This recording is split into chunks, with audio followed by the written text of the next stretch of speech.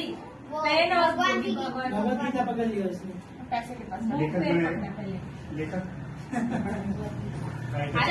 चलो उन्हें पकड़ने वाला नहीं, खाने का थाली आगे खाने में इंटरेस्ट ही नहीं है उसको। खाने में क्या पकड़ते हैं? के लिए खाना के लिए उठा के देना। दीदी प्लेट पकड़ो आप, क्या लेता है उसके सामने तो उसको पकड़ दे दो। हाँ, देते हैं। क्या क्या लेता है? हाँ। बात खाएगा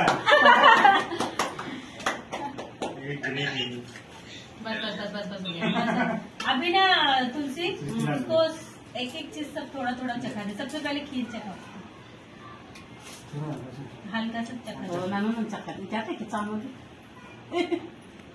अरे बाप रे, वेरी गुड। क्लैप करो।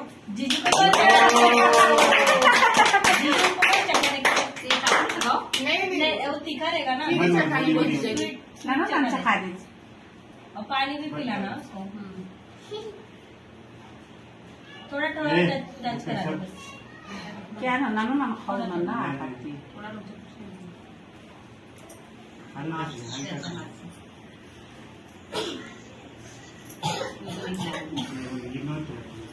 नानू ना लगेगा मेरे ऊपर। नहीं वो नहीं तीखा है। पानी पिला। पानी नहीं अच्छे से।